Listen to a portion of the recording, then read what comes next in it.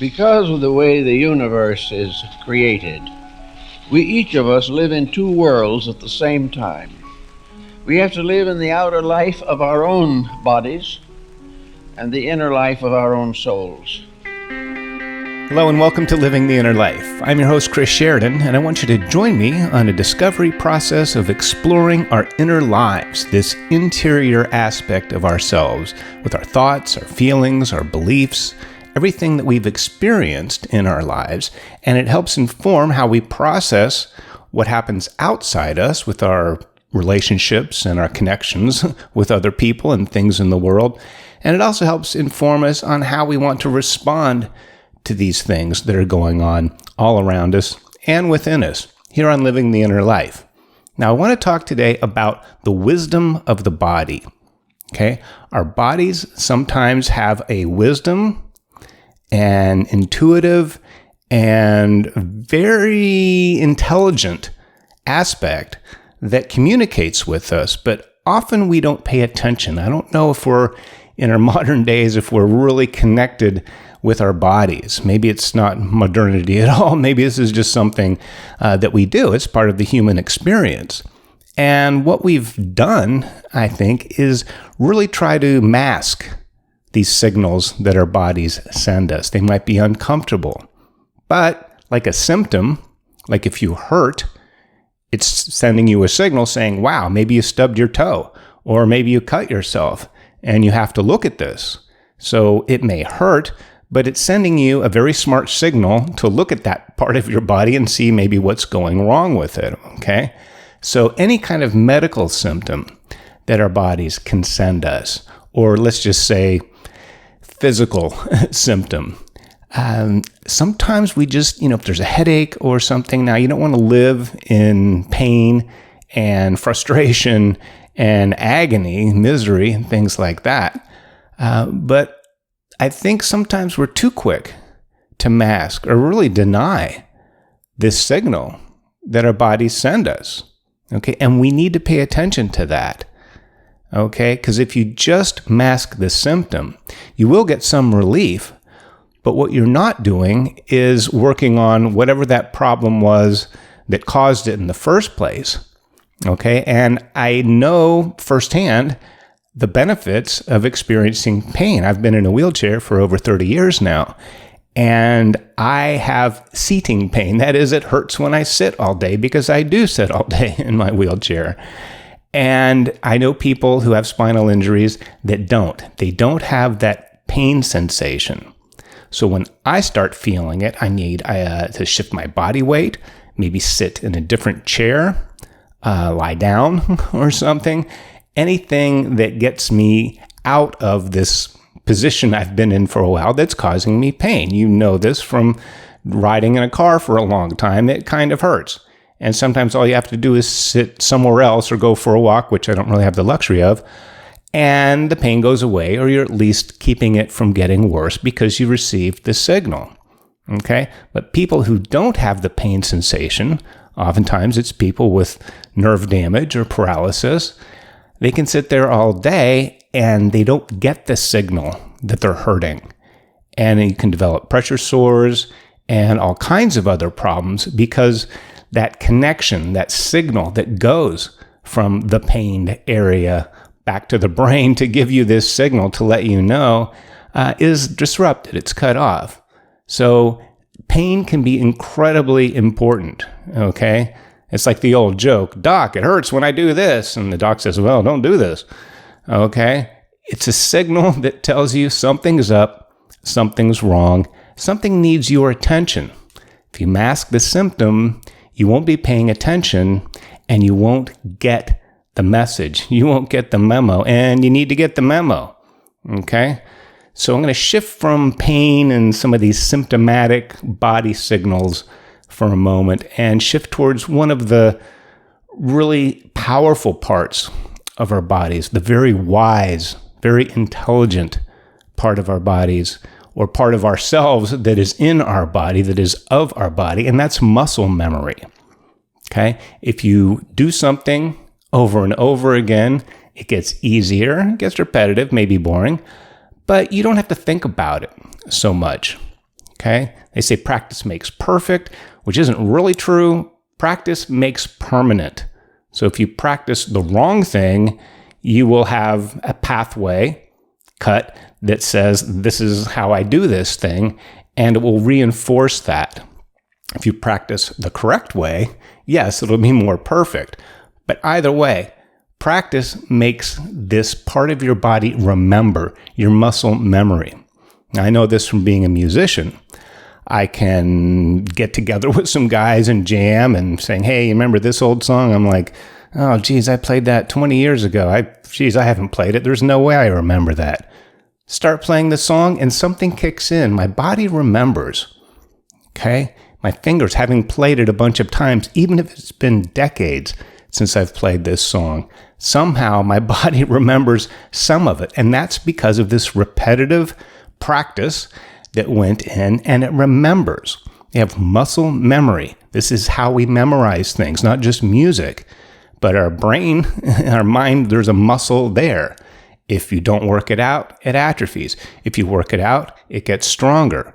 And if you practice something, and if you practice memorizing something, if it's lines to a play, or if it's figures and definitions and things you might need in order to take a test in school, you want to remember those things. And you drill. You do. That's why they're called exercises, even math exercises, or if you're learning a language, a new foreign language, you go over it and over again.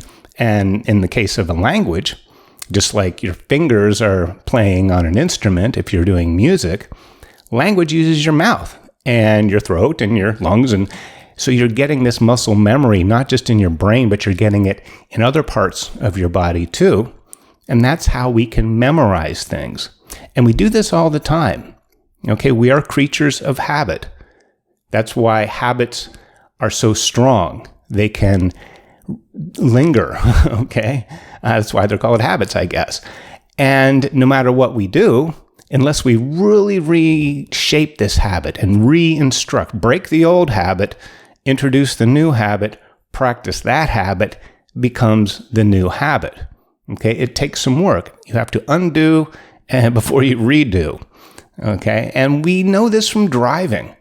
If you drive somewhere, if you commute to work or wherever you go, if you drive home, you know you can daydream. You know you can be listening to a song on the radio and you're thinking about what was said earlier or what you may do tomorrow.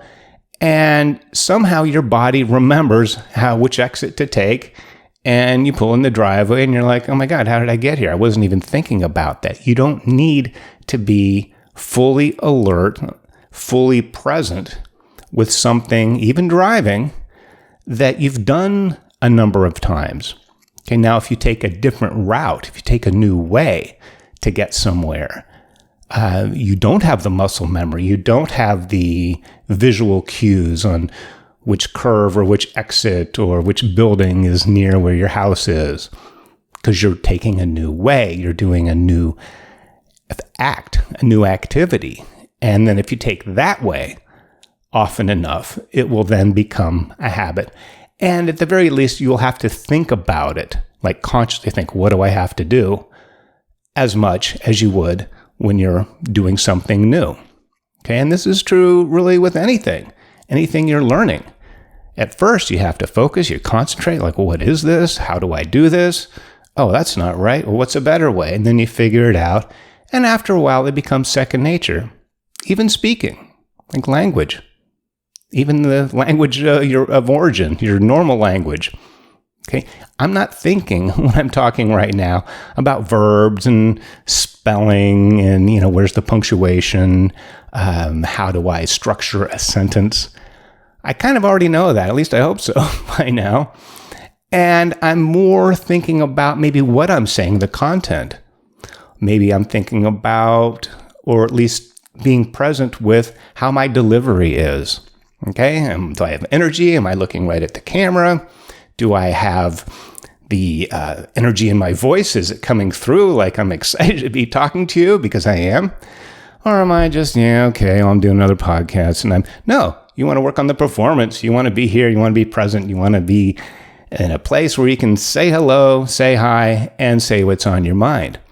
Okay, and not worry about these other things that when you're forming language, when you're learning how to talk, when you're much younger, there was really a lot of concentration involved. If you've ever been around young children who are learning to talk, sometimes they'll think about how they can say, because they know it intuitively, but then to translate that into language, spoken language, and be articulate and use words, it's a process. And we all learn it as we grow up. And then it becomes something you don't even think about. Okay? It's memorizing math, 2 + 2 or things like that. It's a little bit of a struggle at first. It takes a while, but then you get it and you don't even think about it, to where you don't even know how you know some things because you've learned them a long time ago and you've practiced them. That is, you've repeated them enough times, and your body, your brain, your cells, your muscles remember this muscle memory. Okay? And there can be a downside to that. You can remember things maybe you don't want to remember. You can be triggered or prompted into certain feelings that you experienced maybe a long time ago that maybe are associated with something. Like there's this saying, all dogs are like the dog that bit me. That's maybe not true, but if you had a traumatic experience with a dog when you were much younger, and that hasn't been reshaped or reconfigured in some way, rewritten, then, maybe every time you hear a dog bark, the hair stands up and you're scared and your heart races and I got to get out of here. No, you have a dog. I can't go near there. It can trigger this whole thing because you've practiced, in a sense, you've repeated that feeling. Okay, and feelings are in the body too, and it can stick. It can be a habit of thinking, a habit of feeling. And you can automatically, just like driving home when you're daydreaming and you somehow make it there correctly, you can, without thinking, get yourself into an emotional state because your muscles remember what it was like when that dog barked and maybe bit you when you were 6. And it thinks that's going to happen again until you retrain it. Okay, so these things persist. The muscle memory, whether you practice something good or you practice your mistakes or you practice an old feeling, it's like the word resentment.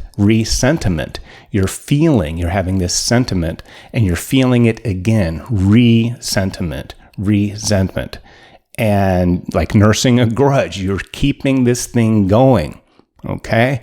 So what we want to do is take a look and we want to listen to our bodies. So how do we get in tune with our bodies? How do we learn the language? How do we hear the message that our bodies are trying to tell us? And likewise, how do we inform our bodies on how to respond with a new muscle memory, with a new habit?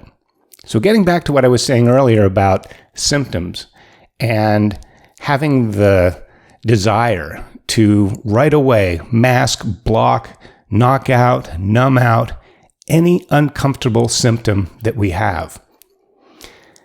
Now, there's a reason why you have an uncomfortable feeling or an uncomfortable symptom. It needs your attention.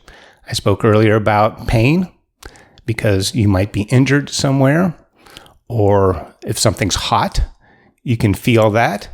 And that's a signal saying, you don't even have to get burned. If you get close to something, it sends a signal to your body and your brain knows, okay, hot, maybe I shouldn't touch that. That's a little too hot. Of course, I burn my mouth drinking hot coffee all the time. Anyway, I don't listen, but we, I think, have an overall general sense of not only masking these uncomfortable feelings, these messages that our body is sending to us, our being is trying to communicate. There's also this notion that those are somehow bad. Not only do they feel bad, but that we shouldn't be feeling them, that there's something wrong about them. Well, I have a disorder. Well, I have a condition. I have a chemical imbalance. I have a this. I have a that. I have a diagnosis. And now I take a pill for this. And I'm trying not to feel that way. Okay? Our bodies need us to feel these things, or it wouldn't be trying to tell us. And it's uncomfortable. And I'm sorry that it is. But if everything was going great, you wouldn't get the uncomfortable feeling. It means something needs your attention. Something needs to be healed. Something needs to be integrated. Something needs to be solved. And it needs your attention. So if you get an uncomfortable feeling, we'll start with a physical one, it means there's something wrong. Easy to say if you twist your ankle and, wow, my ankle hurts. Well, you kind of know what happened. Other times you get a symptom and you're not really sure what's behind it. Okay? I know people with different disabilities, being in the disability world, and a friend of mine he was born with one of his arms ended like at the elbow. Okay, so he didn't have a forearm. Born that way. It was the way he knew to live and adapted, and everything was fine. Well, in middle age, he was getting shoulder pain and hip pain and couldn't track it down, okay? Because that's the tricky thing about symptoms. Sometimes where they appear and how they appear isn't exactly where the problem is, okay? It might be pointing somewhere else. And he went to an osteopath and some other doctors, and what they found was, because he liked to walk a lot, because he didn't get a full arm swing, because he didn't have a full arm on that one side, he was compensating with his shoulder. And when you compensate with your shoulder this way, well, then you have to adjust your hip the other way so you walk straight. And after a while, after years of doing this, he was getting pain in his shoulder and his hip, but there wasn't anything really wrong with his shoulder and his hip other than that they were giving him pain. The problem was with the arm not being there. So they worked together, I guess, with body mechanics and found a way that he could walk and get a good swing and not have those problems with, hip and shoulder pain because you're trying to compensate. All right. I know people on computers, and it's not just their fingers or the wrist with carpal tunnel, the repetitive stress, neck pain because you're at the computer, you're doing this, or you're sitting with your chin on your in your hand and the heel of your hand, and you're doing that all the time. And you do this all the time. And after a while, it's like, wow, my jaw really hurts. Is there a problem with your jaw? Well, it hurts, but that's not what caused it. You don't have a jaw problem, okay? You have a problem with leaning your head against your hand while you're looking at the computer for hours, and you don't notice it because it's little, it's subtle, it's very slight. But over time and with repetition, it can become really strong, okay? So other things too that maybe aren't so physical. What about just an uncomfortable feeling? There's depression, there's anxiety, there's stress. We're filled with these things in our lives.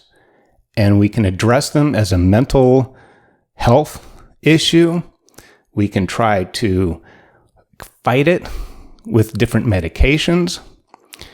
Some people self-medicate with drugs and alcohol and cigarettes and who knows what else. But it's telling us something. It means something needs to be addressed. If you're not living your life the way deep down inside you think you should be, or your heart tells you, or your soul longs to be, and then you're depressed, or you have melancholy, which is, I guess, essentially the same thing, it's not the depression problem. You're depressed because of something else, okay? You fix that something else. You get in tune with yourself. Find out who you are, what it is you want, what's not going right. What do you have about your life that is within your control that you could be doing to make something better, to make something easier or more purposeful, more meaningful? I think we have a crisis of meaning in this age, and maybe we have in ages past. I don't know. This is the age I live in right now. And it's that not that necessarily that our lives are meaningless, but as a purpose. You're doing something that has value, something that is rewarding, both for yourself and for another person, or humanity, or nature, or for animals, or whatever moves you in some way. Okay? You have to have this purpose to life. The why of doing something. You know, we talk about, how do I do this? How do I become successful? What do I need to do? There's all these, whats and whens and hows and everything to get, to be able to do something. But one of the most overlooked questions, and I think under-asked, is why? Why is it that I want to do this? People say, well, I want to be rich, or I want to be in a relationship, or, I want to be healthier than I am. Why? Focus on the why. What is it that drives you? What is it that moves you? Okay. And reverse, why is it that you're not feeling good? It's because you're not doing something right in your life. You're not living your life right. You're not living your life in a way that part of you does know what that is. I think you probably do too. But since we're not keyed in and we don't tune into that enough and we don't listen, we mistake these symptoms as there being something wrong with us and therefore attack the symptom and not the underlying cause. Okay? So listen to your body, tune in, ask it what it's telling you. If your stomach hurts, why does my stomach hurt? Was it something I ate? Is it a gut feeling? There's a survival in your gut. It's a very, primal part of our aspects, and, what is threatened? How do you feel threatened in your life? What doesn't sit well? I say, oh God, that just makes me so sick in my stomach to see this. It's like, no, it's not something you ate, but it's something you're taking in with your eyes. It's something you're processing with your mind that gives you that feeling. Think better thoughts. Maybe look at better things, maybe not get on the social media or the news or whatever gets you upset, okay? But listen to your body. It's telling you something. It wants to tell you. And you want to listen and you want to respond. Ask what's behind it. If it's in your stomach, why is that? Why is it there? What's causing that, okay? Don't just take a bunch of stomach pills or whatever because your stomach feels bad. Okay. Yes, if it's not something that you ate, and if it is something you ate, don't eat that anymore. Okay. A lot of times we know in the back of our mind what's causing us some of these problems. Listen to our bodies. Our bodies are trying to tell us. It speaks in kind of a strange symbolic language sometimes, but if we get quiet enough and get tuned in, before we mask the symptom, ask, what are you telling me? What do I need to know? What do I need to do to where I feel better? Okay? And you can actually use the body to help feel better. I know rest is so important. A lot of us are under-rested. A lot of us are under-exercised. We have sedentary lives. A lot of stuff has to be done in front of a computer. And we're on the go all the time, so maybe we're not eating right. Rest, sleep, de-stress, relax. Eat better, and try to think better, and don't harbor so many old negative thoughts. Don't be so addicted or attracted to horrible news stories and things like that. If you're compassionate and you see something bad, you're going to go, oh my gosh, that's terrible. Try to then focus on the purpose. What can you do about it? What can you do about it in your life? And always think of your body as this muscle with memory. What are you training it to do? What are you practicing? Okay? Are you practicing mistakes? Are you practicing bad habits? Or are you trying to get it right and practicing that? Okay? It takes a while, but you can. You can develop a new habit of thought, speech, and action, and sleep and rest. Tell yourself this is what you want to do. Work with your body. Okay? Make it a two-way street. And you'll find that when you do listen and you find out what it is that your body wants and needs, and you're able to provide that, you'll both be a lot happier. And I'm happier Now that I'm doing this podcast, I feel better in my body because I have something. It's not a burning desire in me anymore. Yes, it is daily because I still want to keep doing it, but I'm doing it now. And it's not something that I'm clenched up with in regret or disappointment of what I haven't done, because it's something I'm doing now. So get out of your comfort zone. It's okay to feel uncomfortable if what's happening is that your body is sending you a signal that's trying to tell you something. Think of that, ask what it needs before you mask the symptom, all right? And keep living your life in your body, in your mind, inside and out. And we'll see you back here next time here on Living the Inner Life.